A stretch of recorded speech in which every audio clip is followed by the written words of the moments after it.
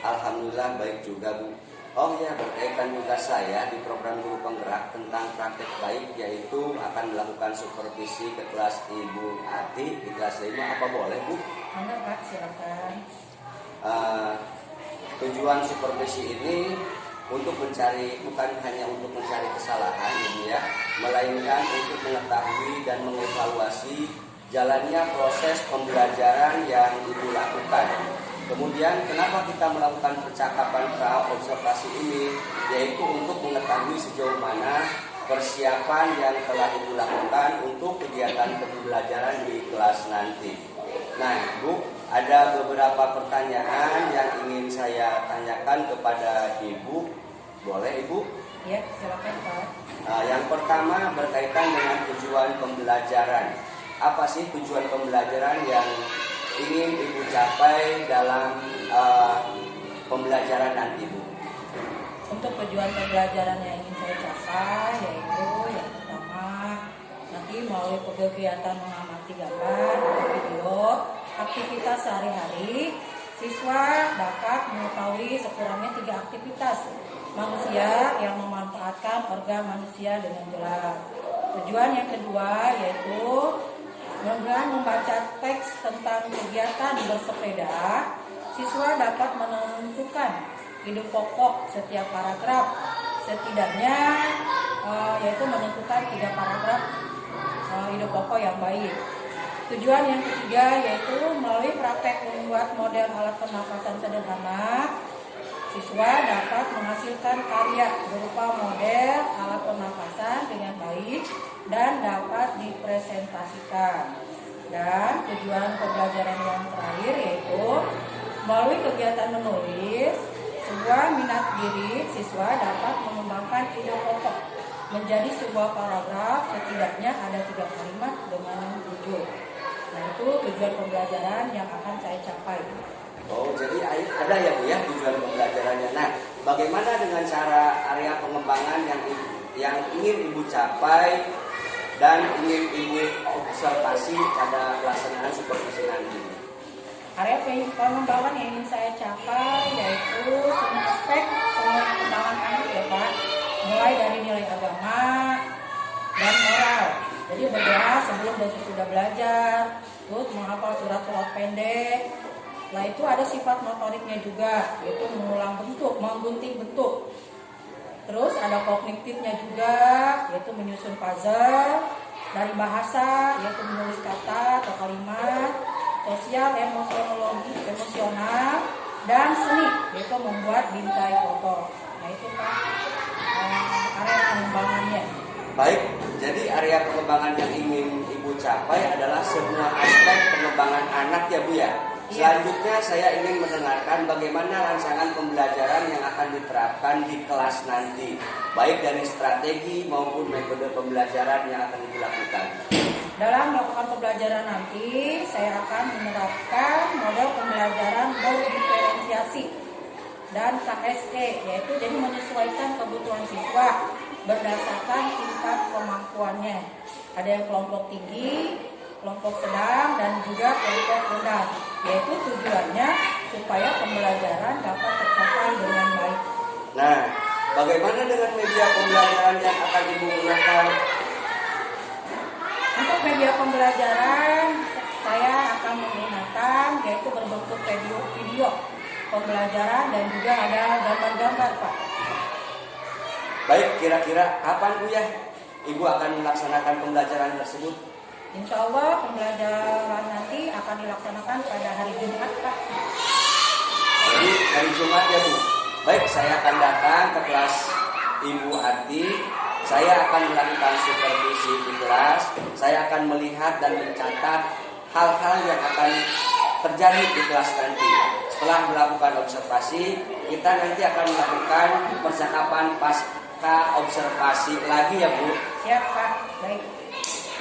Baik, sebelum kita akhiri, apa yang Ibu dapatkan dari percakapan sebelum kita melakukan supervisi ini?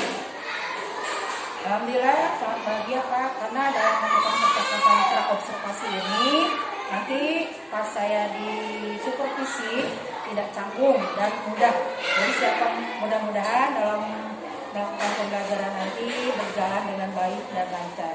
Baik, mungkin itu saja dulu percakapan praobservasinya. Nanti kita ketemu lagi di kegiatan observasi pada hari Jumat ya Bu Ati ya. Ya, Pak. Sukses terus buat Bu Ati. Terima kasih atas waktunya. Assalamualaikum warahmatullahi wabarakatuh. Sama-sama. Matur nuwun.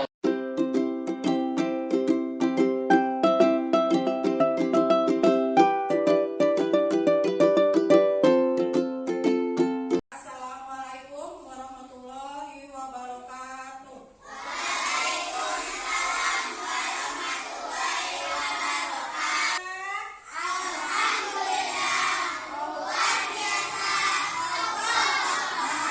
Tangannya coba gimana? Ulangi ya. Apa kabar anak-anak?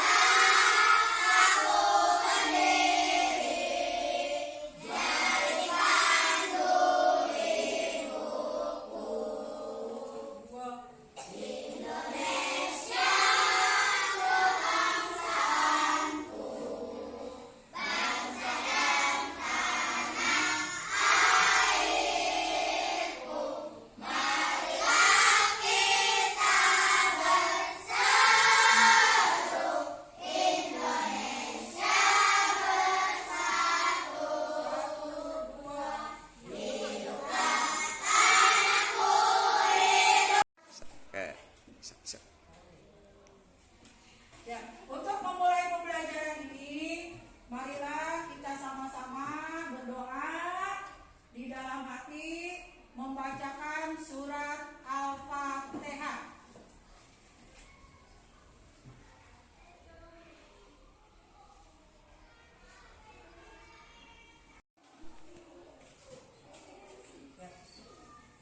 Anak ibu yang ibu sayangi, tidak lupa ibu sampaikan, ibu ingin selalu menyampaikan, jagalah selalu, terutama kebersihan kelas dan kebersihan lingkungan sekolah. Kalau kebersihan kelas kan kita ada daftar piket. Nih, setiap yang piket wajib untuk melaksanakan atau membersihkan kelas dan membersihkan lingkungan sekolah. Karena kebersihan sekolah ini bukan hanya tanggung jawab kepala sekolah, bukan hanya tanggung jawab guru atau penjaga sekolah, tapi tanggung jawab kita semua menjaga kebersihan itu ya. Maka tidak bosan-bosan ibu ingatkan, selalu jaga kebersihan diri, kebersihan lingkungan sekolah juga ya. Selanjutnya, untuk memulai pembelajaran ini, setelah kemarin kita membahas materi tentang sistem gerak manusia dan hewan. Nah, ada yang masih ingat? Sistem gerak makhluk hidup. Sistem gerak makhluk hidup itu apa saja sih? Ada gerak pasif dan ada gerak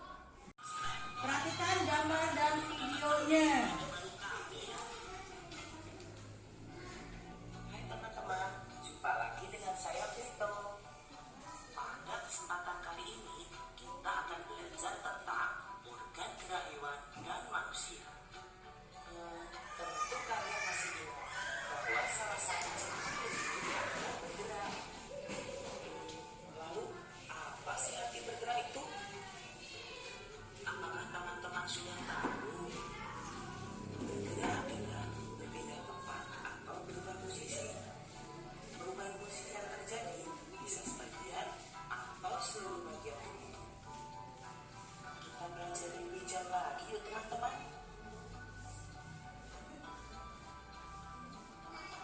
Coba perhatikan aku dan bujuku ini. Kita sama-sama melakukan gerakan berjalan. Manusia dan hewan. Amati dan perhatikan.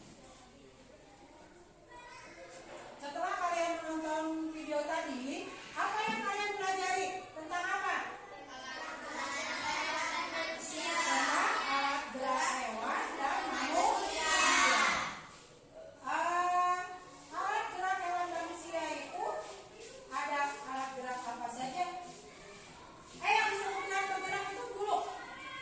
Bergerak itu apa sih?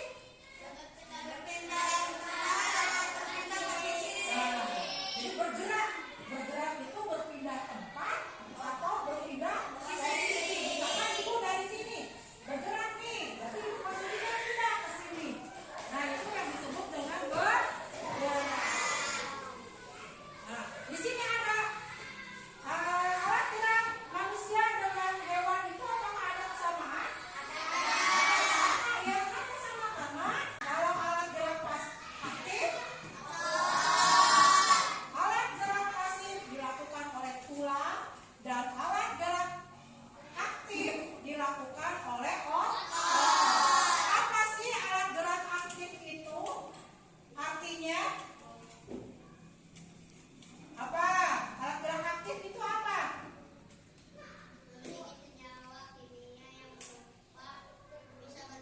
Iya, alat gerak aktif itu yang bisa bergerak sendiri.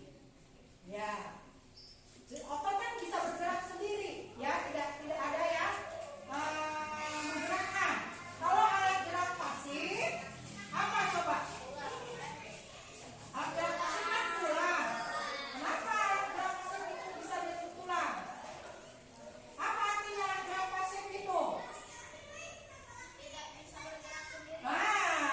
Tidak bisa bergerak sendiri atau ada yang menggerakkan. Nah itu disebut dengan alat gerak pasif. Alat gerak pasif alat yang gerakannya tidak bisa bergerak sendiri atau ada yang menggerakkan. Sedangkan alat gerak aktif yaitu alat atau gerak yang bisa bergerak sendiri. Anak-anak, untuk agar supaya pembelajaran ini tidak tegang, kita refleksi dulu sebentar ya. Yaitu dan ayo duduk santai, jangan tegang, ya santai aja, relax. Tangan letakkan di paha masing-masing. Santai itu bukan berarti nyender, ayo duduknya, ya. Posisi tangan letakkan di atas paha masing-masing. Kita relax dulu sebentar supaya pembelajaran kita tidak tegang ya. Ambil nafas dari hidung dan keluarkan dari mulut. Ya. Hitungan ketiga dimulai. 1, 2, 3. Keluarkan. Boleh berteriak. Hirup. Keluarkan. Lagi. Keluarkan. Sekali lagi. Keluarkan. Gimana? Sudah senang? Sudah kembali semangat belajarnya? Alhamdulillah, kita semangat lagi belajarnya. Nah sekarang ibu mau membagikan tugas per kelompok, ya. Tugas per kelompok, silakan nanti diisi masing-masing per kelompok. Tugas tentang alat organ manusia dan hewan.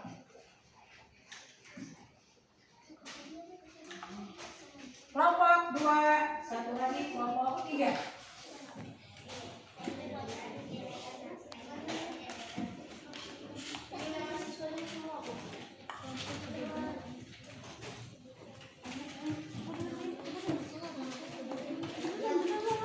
Oke, kelompok 3.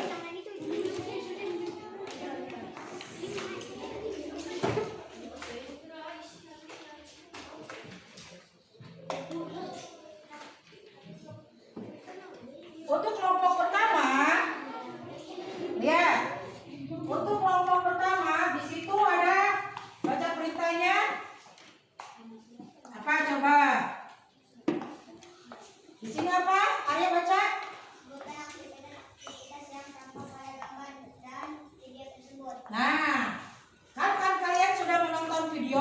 tadi. Aktivitas apa saja yang tadi dilakukan dalam video? Silakan tulis maksimal tiga aktivitas yang dilakukan dalam video tadi apa?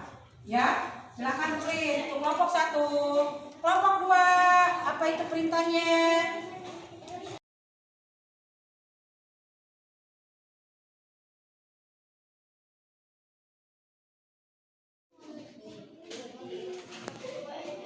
Alhamdulillah hari ini kita sudah belajar tentang alat gerak hewan dan manusia. Ibu harapkan kalian nanti mengulang kembali pembelajaran atau materi yang sudah Ibu sampaikan di rumah, ya. Mudah-mudahan besok kalian bisa kembali ke sekolah, bisa belajar kembali ke sekolah dalam keadaan sehat walafiat. Jadi untuk alat gerak hewan ini kita bisa simpulkan bahwa alat gerak hewan ini yaitu ada alat gerak hewan pasif dan ada alat gerak aktif. Itu ya. Alat gerak aktif yaitu bisa bergerak sendiri, sedangkan alat gerak pasif yaitu harus ada yang menggerakkan. Nah itu ya. Untuk mengakhiri pembelajaran ini, marilah kita sama-sama membaca hamdalah. Alhamdulillah. Birobbil alamin. Terima kasih. Wassalamualaikum warahmatullahi wabarakatuh. Waalaikumsalam warahmatullahi wabarakatuh.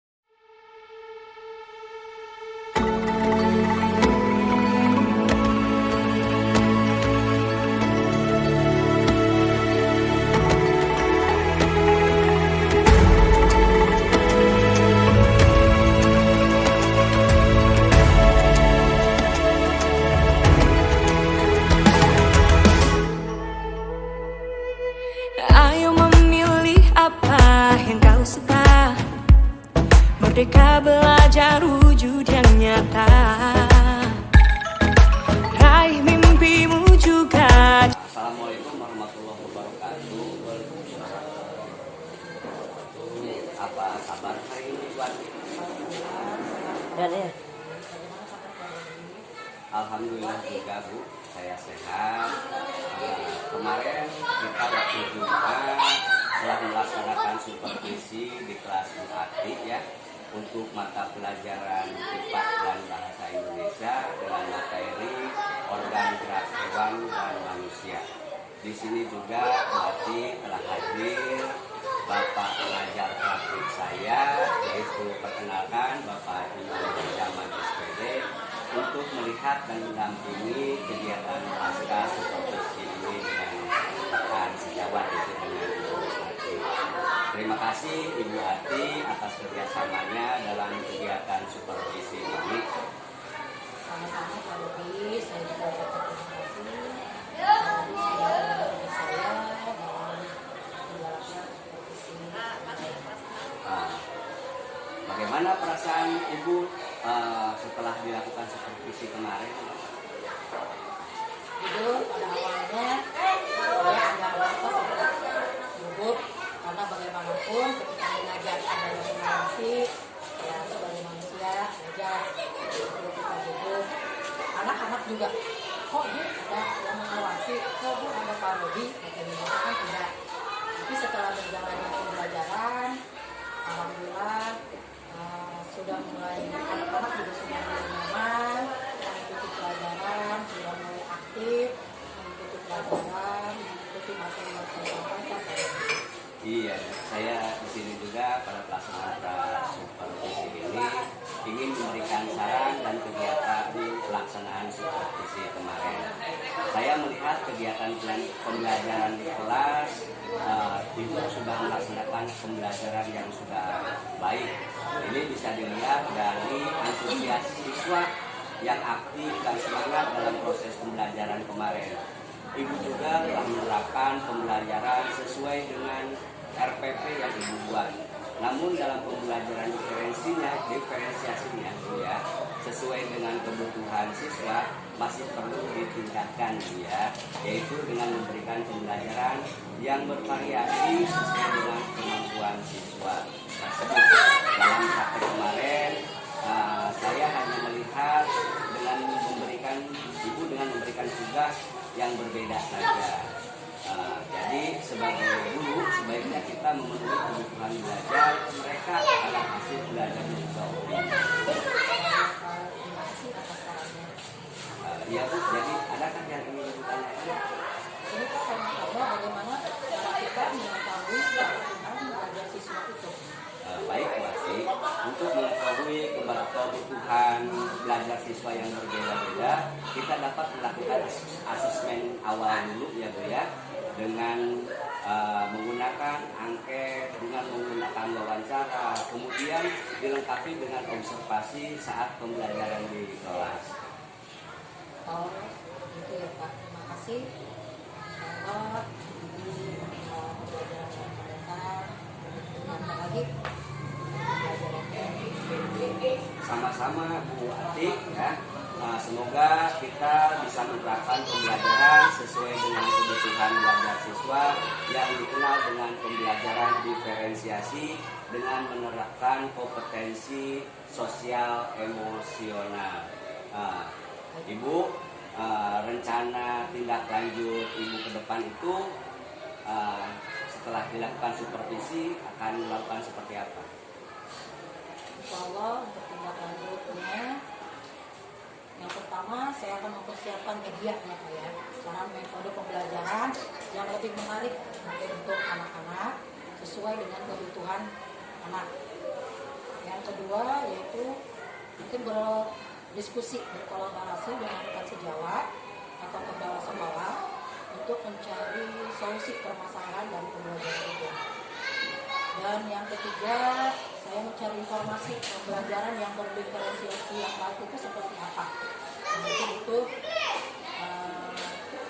insya Allah tindak lanjut yang akan saya perbaiki dalam pembelajaran kemarin. Ya, mudah-mudahan ya tindak lanjut tersebut bisa berjalan dengan lancar, kita bisa melaksanakan pembelajaran berdiferensiasi sesuai dengan kebutuhan siswa yang ada di sekolah kita.